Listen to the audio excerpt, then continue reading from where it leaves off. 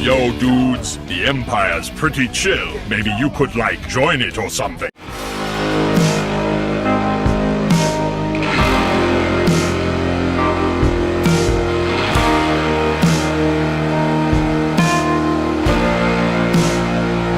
Hey everyone, Lucamus Prime here, and welcome to the next episode of Movie That Didn't Need a Sequel. Now, in today's episode, guys, I'm going to be covering a fantasy movie in today's video, which is probably one of my favourite fantasy films, and also one of my favourite musical, fantasy, romantic comedy films of all time as well.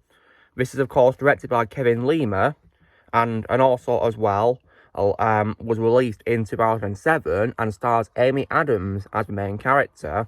And this film, guys, which in my opinion did not need a sequel, was 2007's Enchanted. So you're probably wondering what I think of this film, guys. Well, like I said, I really love this movie. I think it's really great, and Amy Adams is amazing as the main character, Giselle. And I also, as well, love all the other cast members in this movie as well. For example, I love Patrick Dempsey as Robert Phillip. That's probably my favourite role of all time from Patrick Dempsey. And I also, as well, liked James Marsden as Prince Edward. That's one of my favourite live-action roles of James Marsden.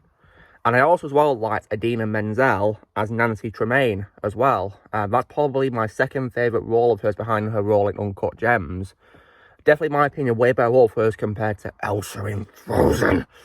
I hate that movie, but on the topic of Enchanted, however, I think it's definitely a really amazing movie, and also has a really amazing villain as well, which of course is Queen Narissa, who is played by Susan Sarandon. And wow, she was definitely a pretty scary villain, and she played her part really well, in my opinion.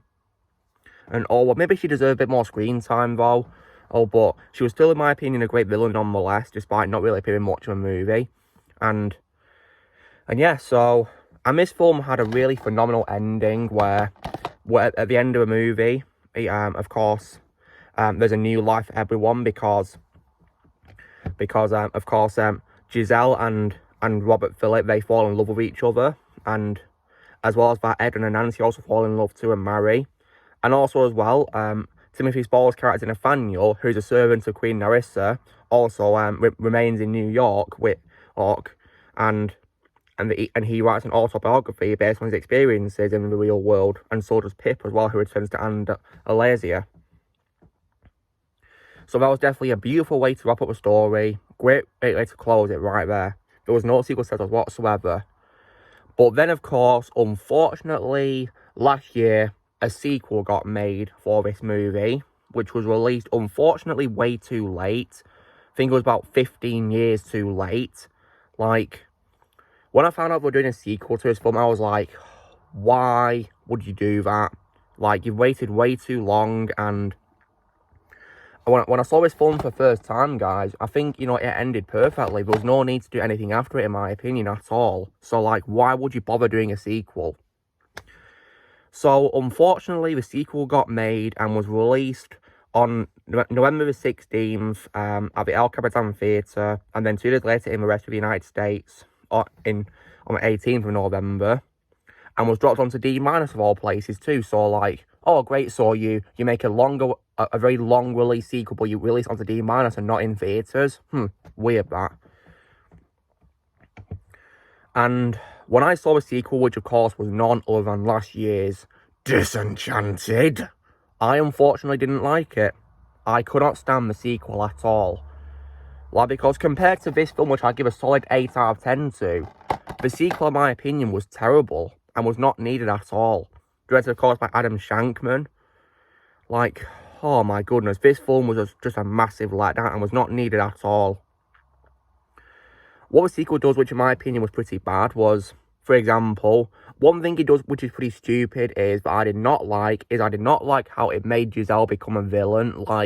How could you do that to Giselle? Come on, don't you dare do that to her.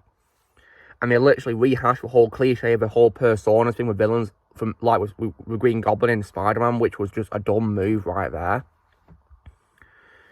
And also, as well, when it comes to the actual villains in the movie, there's 3 of them, who are, of course, played by Maya Rudolph and you've got Nicole Brown and Jamie Mays, and in my opinion, they were nowhere near as menacing as Queen Narissa, in my opinion. Queen Narissa, in my opinion, was way more menacing and way more threatening compared to those three.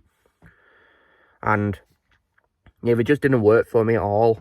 And what's also bad about the sequel is it barely felt like a fantasy film for most of it. Like the magic from this film was there for most of it. Pretty much the whole movie was magical. But the sequel, however, barely was magical. It felt more like a family drama than an actual fantasy movie. It felt like a drama about a family having arguments all the time. Because one thing that I definitely really hated was, I really hated how they made Morgan, who is Robert's daughter, now 16 years old in this film, really unlikable, and I hated that. I especially hated the scene where she argues with Robert and Giselle. I hated that scene. Oh my goodness, they really made her so unlikable in this movie. Yeah, I couldn't stand it at all.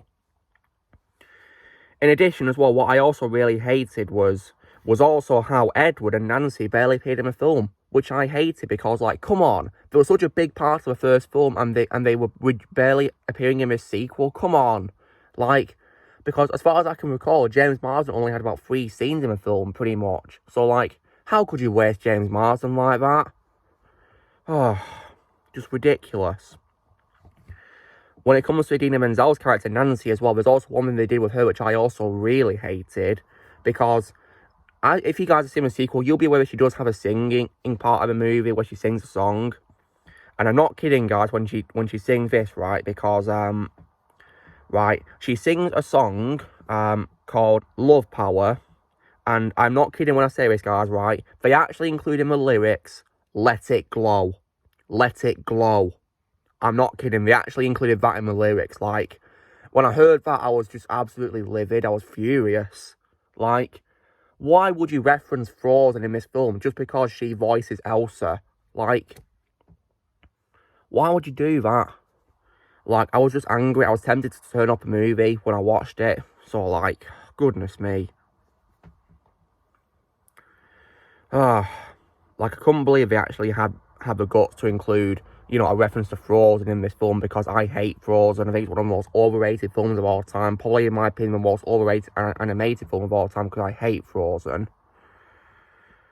And I can't believe they actually have the guts to include it in a song by Idina Menzel's character in this movie. And not only that, but it also makes the mistake of making out that some characters don't exist anymore. For example, Nathaniel's not in this sequel, guys.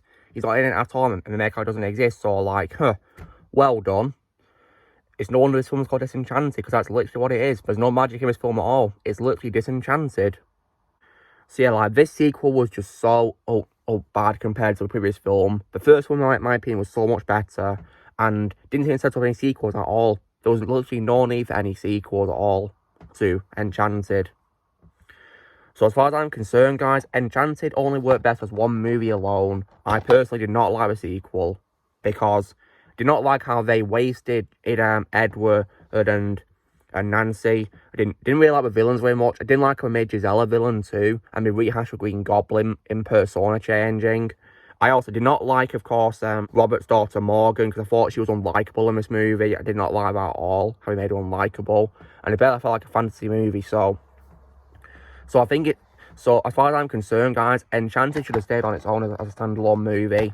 Because compared to this, which I give it 8 out of 10 to, guys, I give the sequel a very bad 4 out of 10 because of how bad it is. Now, when it comes to what I own, I of course own Enchanted on Blu-ray because I got it on Blu-ray. And as for the sequel, it is of course a D- exclusive, so I doubt it's going to be released, you know, anytime soon in stores. But, you know, who knows, maybe it will, because sometimes I have seen some D- exclusives being sold at my stores, and I've just, you know, ignored them. And I will definitely ignore this one, because there's no way I'm going to buy it. Hell no. I'm definitely not going to buy it at all, because it was not needed, and it was just disappointing compared to the original movie on so many levels. In the future, I will one day post a review for this movie. Absolutely. Definitely does deserve a review, in my opinion. As for the sequel, it's going to get a trash talk, because I did not like it. So yeah, if you ever was to review a sequel, guys, it will be a trash talk, because I don't like the sequel at all. Yeah, it was not needed at all, and it was very disappointing compared to the original movie.